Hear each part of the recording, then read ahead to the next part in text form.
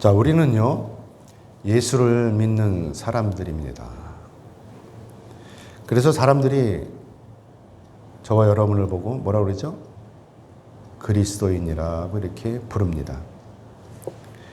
물론 우리도 우리 스스로가 그리스도인이라고 생각을 하면서 살고 있어요. 저도 그렇고 여러분도 마찬가지라고 믿습니다. 자, 사랑하는 여러분, 그래서 우리는 이 내가 그리스도인이라고 한다면, 또 이렇게 생각을 한다면, 나는 오늘 어떻게 살아야 하는지를 고민해 봐야 합니다. 그리스도인이라는 말은 그리스도의 사람이라는 뜻이죠. 그렇기 때문에 이 그리스도인은 예수님의 사명에 나타난 이 하나님의 뜻과 결코 분리될 수 없는 칭호다라고 하는 것입니다. 자, 그러면 예수님의 사명에 나타난 하나님의 뜻이 무엇일까? 이것을 우리가 알아봐야 되겠죠. 예수님 사명에 나타난 하나님의 뜻. 그것은 바로 여러분들도 잘 아시는 것과 같이 인류의 구원입니다. 예수님께서 맡으신 사명, 하나님께서 예수님에게 주신 사명, 그것은 바로 인류의 구원이신 것이죠. 예수님의 구원 사역은 여러분들도 잘 아시는 것처럼 단순한 거 아니죠. 예수님의 구원 사역은 바로 십자가에서 죽으심입니다. 십자가의 순환 사건이죠. 인류를 위해서, 저와 여러분을 위해서 예수님께서 십자가를 지신 것. 이것이 바로 자기 희생이라고 하는 것입니다. 아무튼 이 그리스도인이라고 하는 이 칭호의 시작은 언제부터냐? 언제부터 그리스도인이라고 하는 이 칭호를 받게 되었느냐? 그것은 바로 초대교회 때 안디옥이 두 군데가 있어요. 비시디아 안디옥이 있고 수리아 안디옥이 있는데, 이 수리아 안디옥은 이 다메섹 쪽에 있는 것입니다.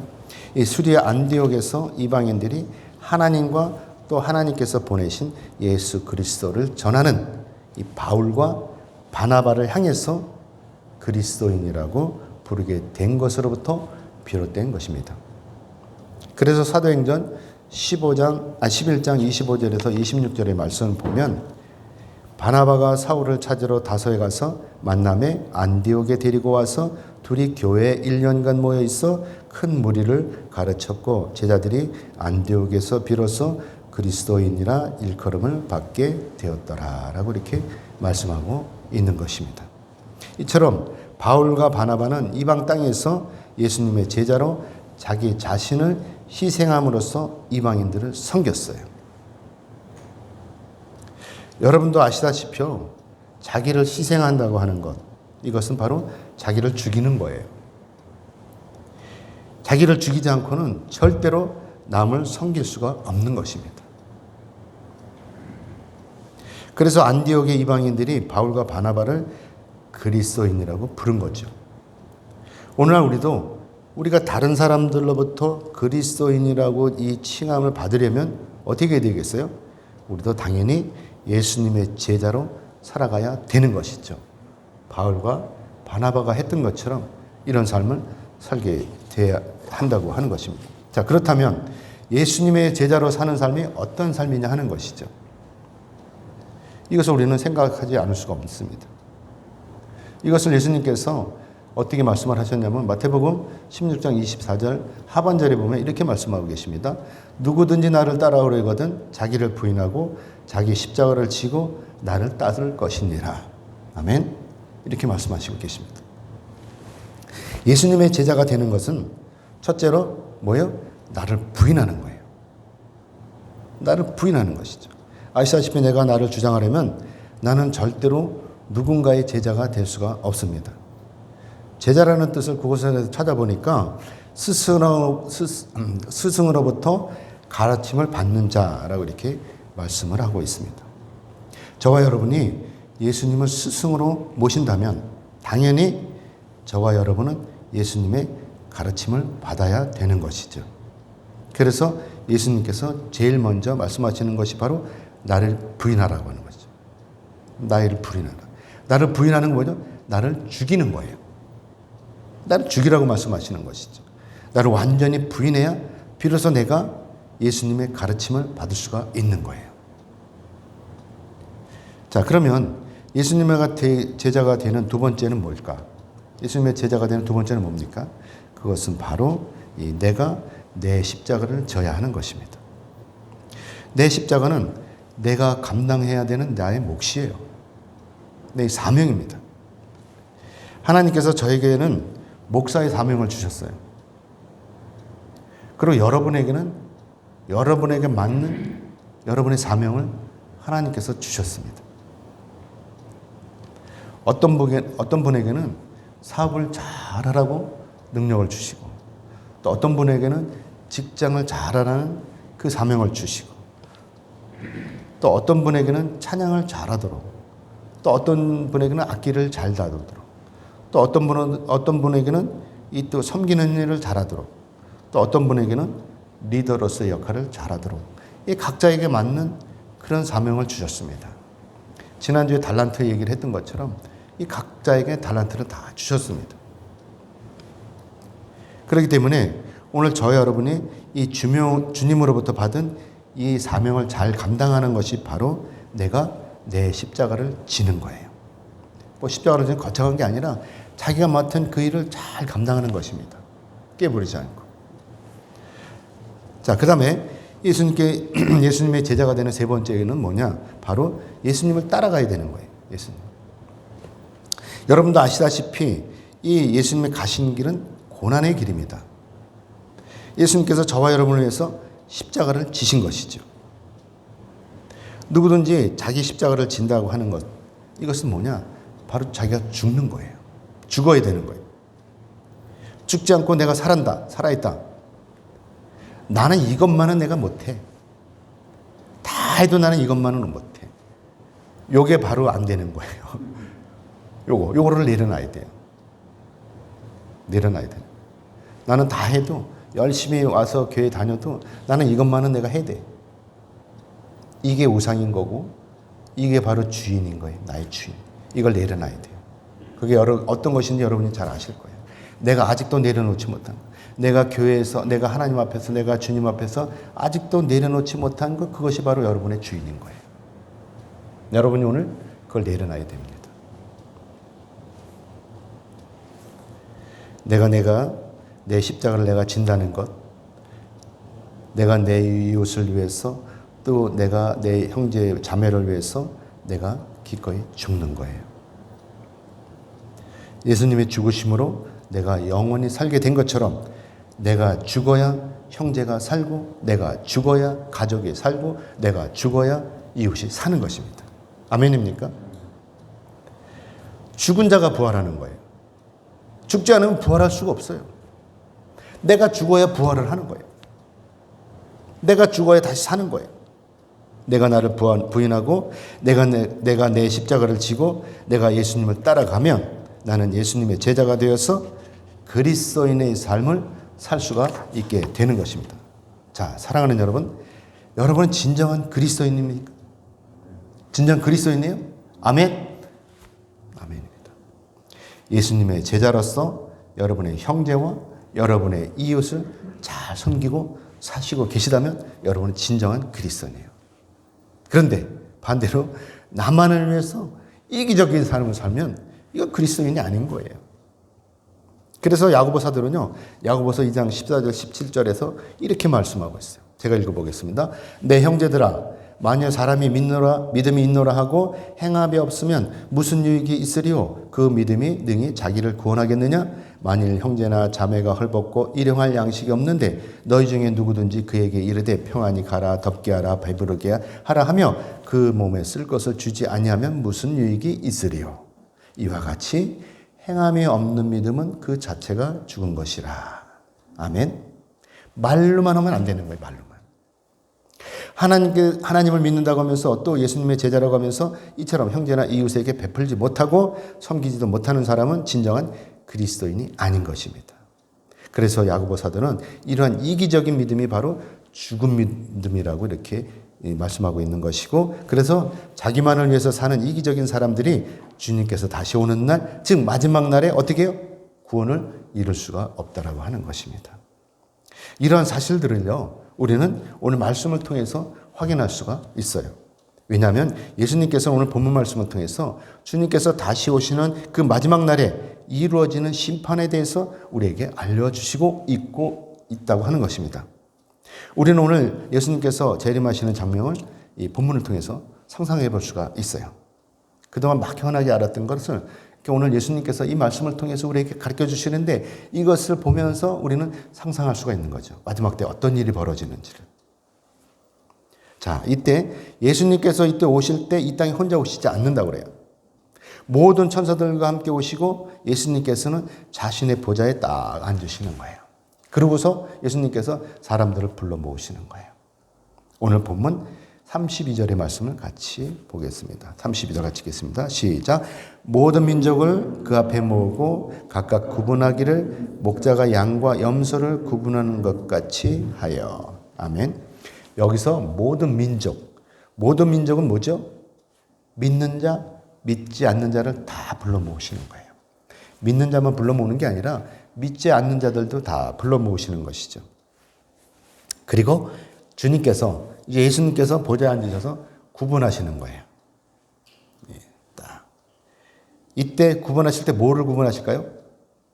진짜냐 가짜냐를 구분하시는 거예요. 진짜 믿는 것인지 무늬만 믿는 것인지 아니면 아무것도 안 믿는 것인지 구분하시는 것이죠. 우리의 구원은요 무더기가 아니에요. 무더기가 구원받는 게 아니라 주님과 나와 1대1이에요. 주님과 여러분과 1대1입니다. 그렇기 때문에 천국에 갈 때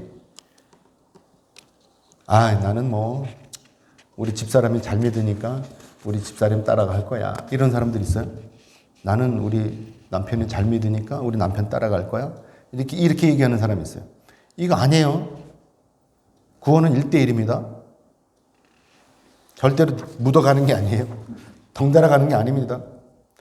그래서 마지막 날에 양과 염소로 이렇게 가려지는 것처럼 우리도 이 주님 앞에 서면 믿는 자와 믿지 않는 자, 의인과 죄인이 확실히 가려지는 거예요. 그래서 구원할 자와 지옥에 갈 자가 가려지는 것이죠.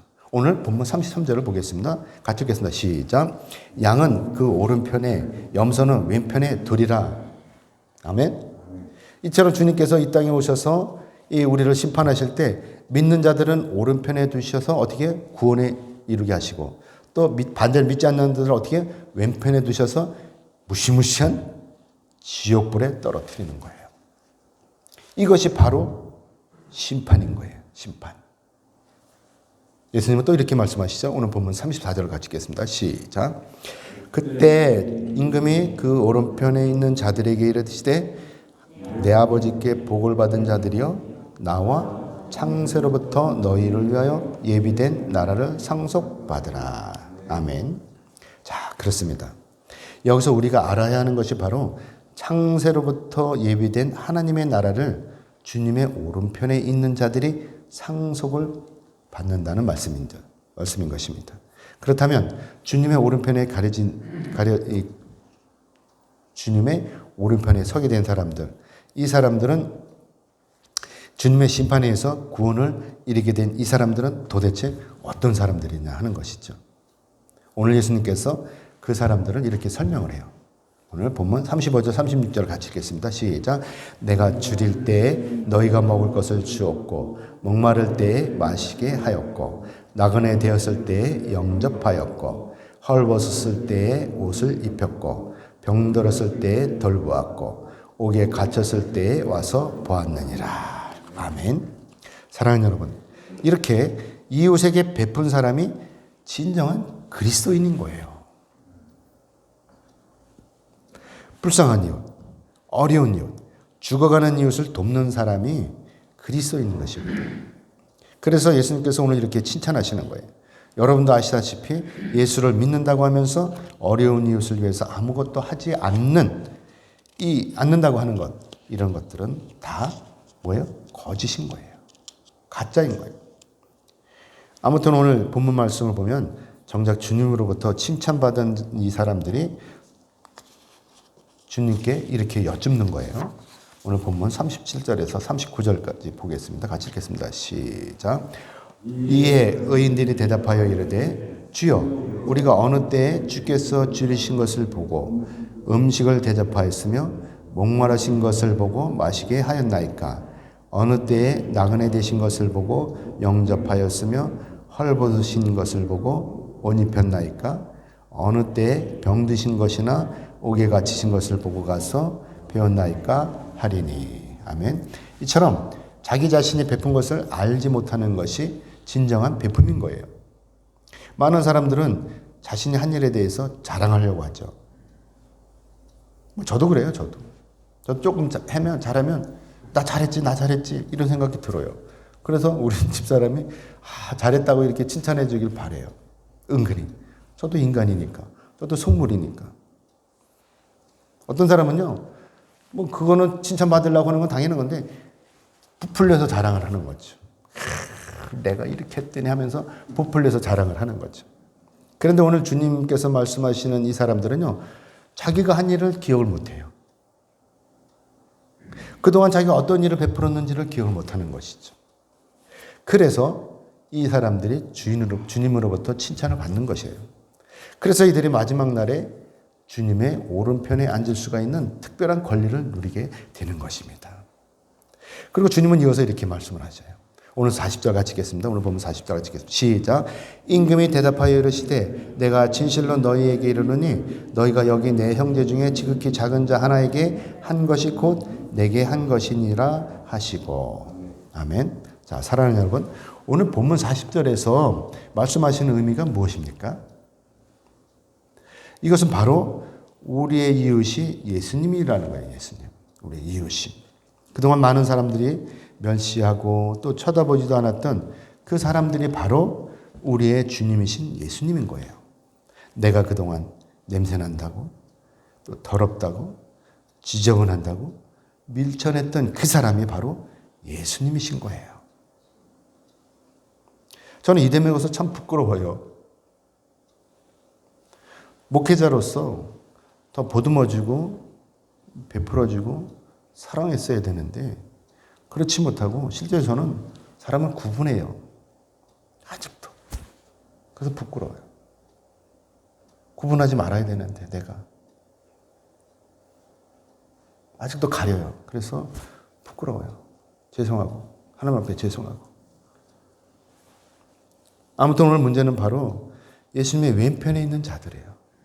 오른편에 있는 사람들은 천국으로 가니까 뭐 문제 있겠어요? 근데 문제는 왼편에 있는 자들이죠. 오늘 보면 41절 같이 읽겠습니다. 시작. 또 왼편에 있는 자들에게 이르시되 저주를 받은 자들아 나를 떠나 마귀와 그 사자들을 위하여 예비된 영원한 불에 들어가라. 겁나는 말씀이에요. 무서운 말씀이에요.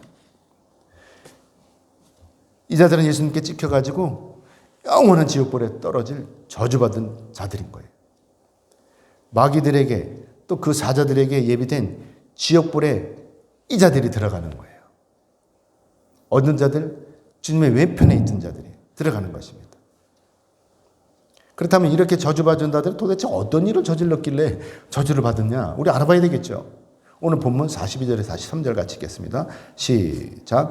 내가 줄일 때에 너희가 먹을 것을 주지 아니하였고 목마를 때에 마시게 하지 아니하였고 나그네 되었을 때에 영접하지 아니하였고 헐벗을 때에 옷 입히지 아니하였고 병들었을 때와 옥에 갇혔을 때에 돌보지 아니하였느니라 하시니. 아멘. 이 자들은요 자신의 이웃을 섬기지 않았어요. 자신이 가지고 있는 것으로 자신의 배를 채우기에만 급급했지 도대체 남에게 나눠주지를 못한 거예요. 그렇죠. 오로지 나만 나 살기도 버거운데 내가 나눠줄 게 뭐가 있어 이러는 거죠. 그리고 자기 배만 불리는 거예요. 근데요 이런 사람들은요 암만 많아도 부족해. 나눠줄 여를이 없어요. 옆에 있는 사람이 굶주려도 벌거벗고 취해 떨어도 병들어도 죽어가도 돌보지 않은 거예요.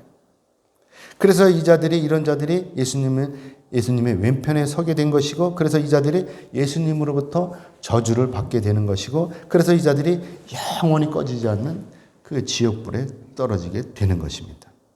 아무튼 그래가지고 이 자들이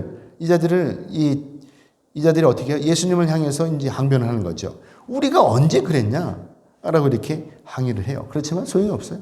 이미 예수님으로부터 구분이 되었기 때문에. 오늘 보면 44절을 같이 읽겠습니다. 시작. 그들도 대답하여 이르되 주여 우리가 어느 때에 주께서 줄이신 것이나 목마르신 것이나 나그네 되신 것이나 헐벗으신 것이나 병드신 것이나 옥에 갇히신 것을 보고 공양하지 아니하더이까. 안타깝게도 우리는 예수님을 잘 몰라요. 그렇죠? 누가 예수님이신지를 몰라요. 누가 예수님을 안다면 뭐 걱정이 되겠어요? 모르니까 우리가 매번 실수를 하는 거예요. 그렇죠? 분을 내기도 하고 소리치기도 하고 멸시하기도 하고 넘어뜨리며 쥐어받기도 하는 것입니다. 그리고 결국 우리가 우리 주님을 밖으로 내쫓는 거예요. 엄동설한 폭풍이 몰아치는 곳으로 우리가 예수님을 내쫓는 것입니다. 예수님이 울면서 매달려도 우리는 아랑곳하지 않고 예수님을 내치는 거예요. 밖으로. 그리고 우리는 어떻게 해요? 하나님을 찬양하는 거예요. 따뜻한 곳에서. 히터 빵빵하게 틀어놓고 찬양하는 거예요. 거기다가 더우니까 우통을 벗어 던지고 목청껏 하나님을 찬양하고 뛰면서. 사랑하는 여러분, 자 그러면 주님은 밖에다 내쫓고 우리가 찬양을 한다면 이 찬양을 누굴 위해서 한 찬양이에요? 하나님을 위해서 찬양하는 거예요? 아니면 내 멋에 겨워서 내 흥에 취해서 찬양하는 것입니까? 예수님은 하나님이셔요. 그래서 예수님은 우리의 모든 것을 다 아시고 계셔요. 우리가 행동을 어떻게 하는지, 내가 진정한 그리스도인인지 아니면 무늬만 그리스도인인지를 주님은 다 아셔요. 내가 그동안 이웃에게 베풀며 살았는지 아니면 나만을 위해서 이기적으로 움켜쥐면서 살았는지를 주님은 다 아시는 거예요. 그래서 오늘 예수님께서 왼편에 있는 자들을 향해서 이렇게 말씀하시는 거예요. 저주를 받은 자들아, 나를 떠난 마귀와 그 사자들을 위해서 예비된 영원한 지옥불에 들어가라 라고 말씀하시는 것입니다. 여러분 찔리십니까?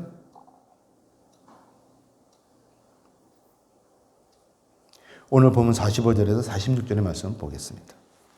같이 읽겠습니다. 시작. 이에 임금이 대답하여 이르시되 내가 진실로 너희에게 이르노니 이 지극히 작은 자 하나에게 하지 아니한 것이 곧 내게 하지 아니한 것이니라 하시리니 그들은 영별에 의인들은 영생에 들어가리라 하시니라. 아멘. 오늘 예수님은요 분명히 말씀하십니다.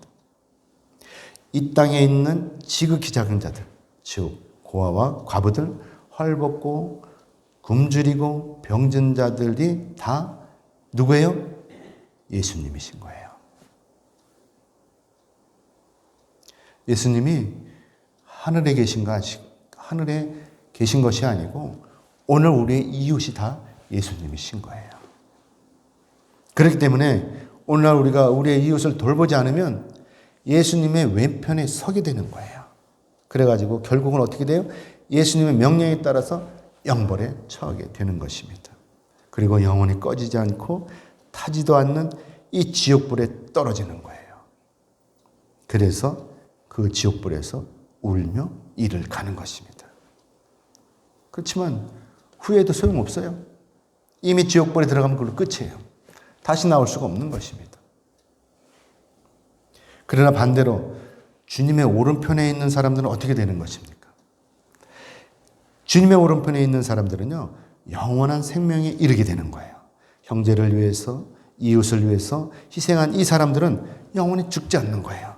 예수님과 함께 하나님의 나라에서 영원히 사는 것입니다. 아멘입니까? 자, 그러면 여러분은 양입니까? 아니면 염소입니까? 저는요, 여기 계신 여러분 모두가 양이 되시기를 주님의 이름으로 축복합니다. 아멘. 이제 말씀을 맺겠습니다. 하나님께서는요, 우리가 서로 베풀기를 원하십니다. 내가 이웃에게 또 내 형제들에게 베푼다고 하는 것은요, 어려워요. 왜냐하면 내가 죽어야 되기 때문에, 내가 나를 희생해야 되기 때문에 어렵습니다. 나를 희생하지 않고 남에게 베푼다고 하는 것, 이건 어부성설이에요. 그래서 내가 죽어야 되는 거예요. 그래 베풀 수가 있는 거예요. 제가요, 목사 안수를 받을 때 저를 도와주신 목사님이 계십니다. 저는 그 목사님한테 받은 게 너무나 많아요. 그런데 반면에 저는 그 목사님한테 해드린 게 없어요. 아무것도 없어요. 굳이 핑계를 댄다면 그동안 제가 교회를 개척하고 또 이렇게 교회를 건축하느라고 바빠서 해드리지 못했다고 핑계댈 수밖에 없어요. 그래서 제가 목사님한테, 목사님, 저는 목사님한테 너무나 받은 게 많습니다. 그랬더니 그 목사님이 하시는 말씀이, 아니 괜찮아, 목사는 내 동생이잖아, 이렇게 말씀하시면서 저를 오히려 다독이셨어요.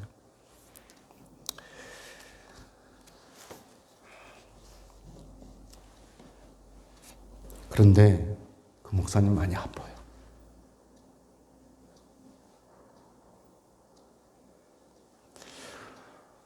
어쩌면 내년 봄을 우리가 함께 할지도 몰라요. 함께 하지 않을지도 몰라요. 몇 개월 안 남았대요.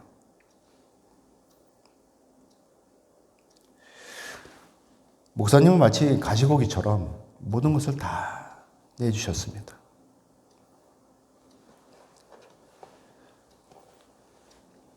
자, 때가 돼서 이제 이 목사님이 이렇게 아프니까, 그 다음에 그나마 다행인 것은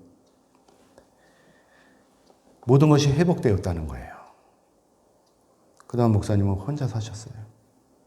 가족들과 헤어져 사셨습니다. 그동안 목회를 한다고 하면서 이 엉켰던 게 있어요.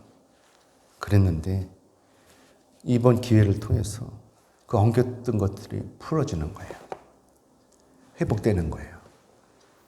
전능하신 하나님께서 이 일을 통해서 모든 것을 풀어주시는 것입니다. 이해가 되지 않지만 아직 연세를 보면 창창하죠.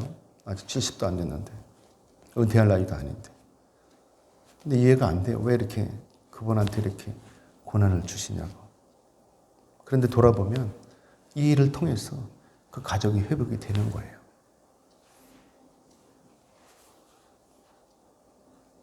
한 사람이 희생하니까 모든 것이 다 이렇게 회복이 되는 것입니다. 저는 기도합니다. 저는 여러분 모두가 진정한 그리스도인으로 사시기를 기도합니다. 여러분 스스로가 여러분의 형제와 이웃에게 베푸는 삶을 사시기를 기도합니다.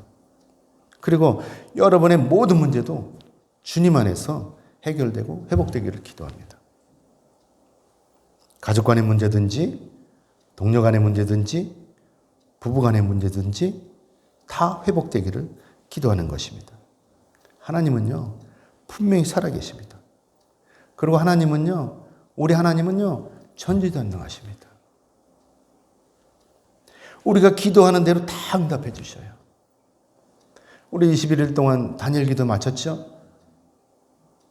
그 다니엘 기도를 통해서 그 간증하는 거 다 보셨죠?